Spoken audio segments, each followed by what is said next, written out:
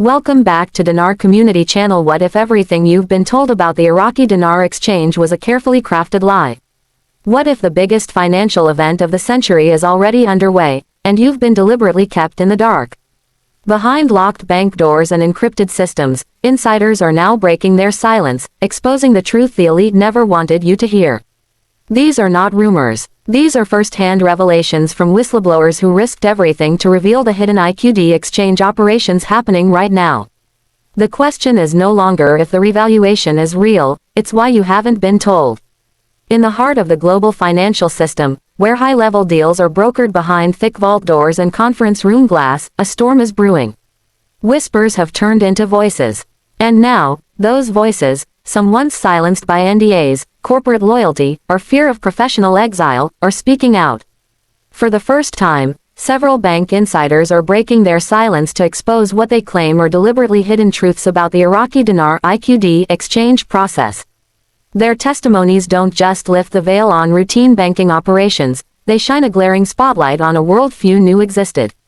This isn't speculation. These revelations are coming directly from those who worked inside the system. Private bankers, former compliance officers, regional directors, and IT personnel from major institutions such as JPMorgan Chase, Wells Fargo, and HSBC. According to them, there's a coordinated effort across multiple global banking institutions to keep the masses in the dark about what's really unfolding with the IQD, especially in the wake of the global currency reset buzz and the mounting evidence of a significant revaluation RV taking place quietly, behind closed doors. One of the earliest and most vocal whistleblowers, a former currency settlement specialist at a major Tier 1 bank, revealed that exchange windows for the IQD have already been activated for certain high-net-worth clients under NDA-based structured deals. These clients, he claims, were allowed to exchange their IQD for significantly higher rates than the public was ever led to believe existed. These are private platforms. These deals are not happening at the teller level, he explained. They're taking place in private wealth management divisions, often offshore or in secured facilities where even most employees aren't aware. Another former compliance officer described a system of coded rates, exchange rate tiers that are embedded into internal systems but hidden from public view. According to her, these special rates are only revealed when specific account credentials or clearance codes are entered during the transaction. If you walk in with IQD as a normal customer, they'll say they don't exchange it, or offer you pennies. But if your account is flagged as a redemption client, suddenly the screen changes. That's not a glitch. That's a protocol. So why the secrecy? According to multiple insiders, it's about control, over liquidity, over global wealth transfer, and over who gets access to generational financial change.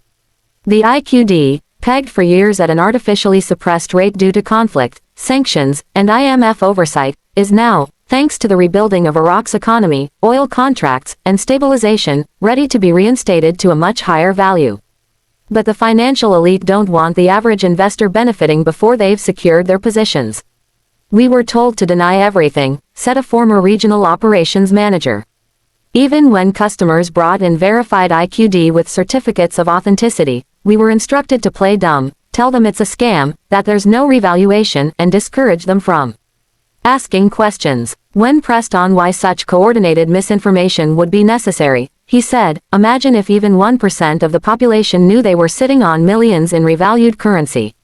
The system would collapse overnight. The banks aren't ready for that. The government isn't ready for that. Another major revelation from whistleblowers involves what they refer to as blacklists and whitelists. These are internal databases used to determine which clients are cleared to exchange and which are not. The criteria for making the whitelist include having pre-RV education, trust structures already in place, previous high-value wire history, or referrals from financial advisors already looped into the private tier exchange system. Those on the blacklist, often people who asked too many questions, filed complaints, or had prior legal actions against a bank. The public rollout, if it happens, won't resemble what many dinar holders expect, according to these insiders. Instead of walking into any branch with your notes and cashing out at a screen rate, the actual process will involve pre-scheduled redemption appointments at designated exchange centers. These centers are reportedly already outfitted and staffed, quietly tested in late-night operations, especially in major financial hubs like Atlanta, Dallas, Miami, and San Francisco. One insider noted that some of these facilities are hidden in plain sight, offices that appear empty during the day but host secure transactions by appointment at night. Several whistleblowers also pointed to the involvement of military-grade logistics, encrypted communications, and off-ledger accounting processes to manage early exchanges. According to one IT contractor who worked with a private consulting firm linked to major banks, specialized encryption software is being used to segment IQD redemptions into classified tiers. There are spreadsheets, he said, with rate codes, client IDs, NDA tracking systems, all synced into proprietary exchange platforms. They were beta tested with international clients under diplomatic immunity and sovereign trust structures. Perhaps most disturbing are claims that some of the disinformation campaigns targeted online communities, particularly those on YouTube, Reddit, Telegram, and Twitter X, through fake, debunker, accounts that were secretly funded by financial PR firms.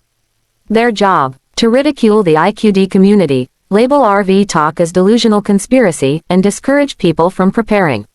We'd monitor these channels, said one former digital communications analyst.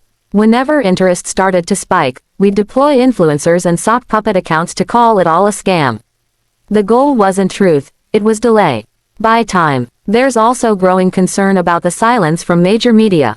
Many insiders say mainstream news outlets were warned off the topic or offered incentives not to cover it seriously. Those that did mention it framed it as a fringe theory.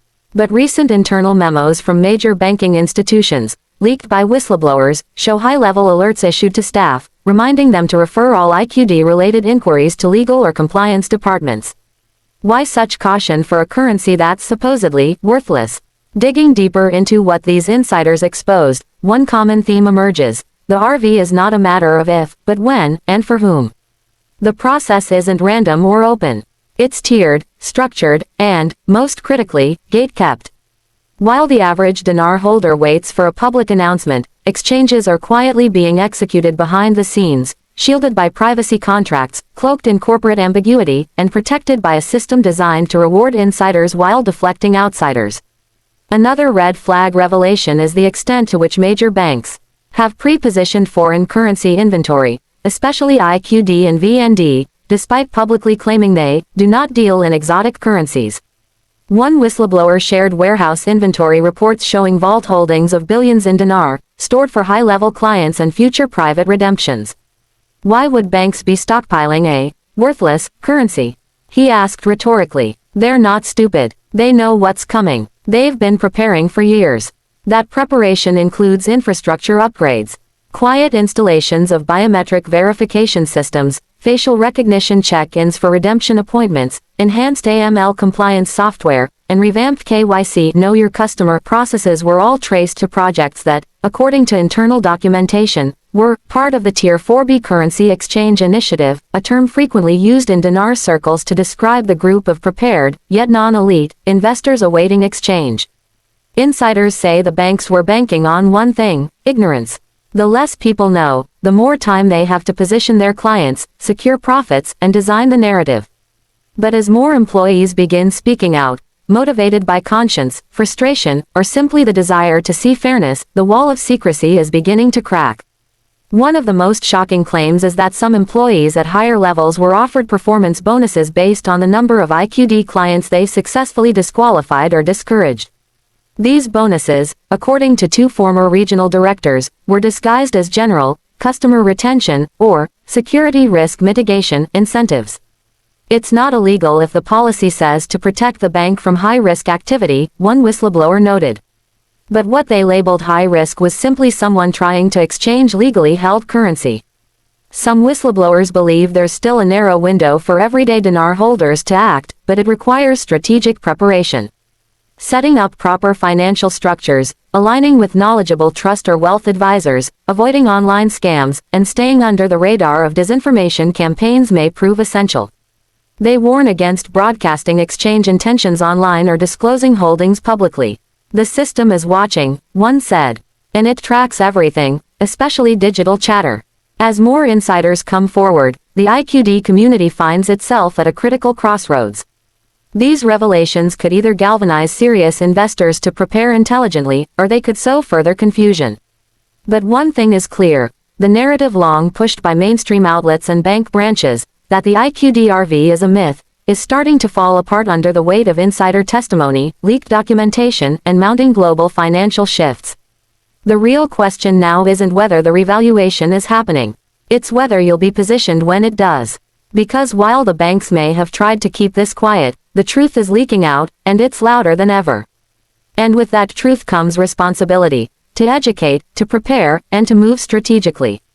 The whistleblowers have done their part. Now it's up to the rest of us to listen, and act before the doors quietly close behind us. Like and subscribe for more videos.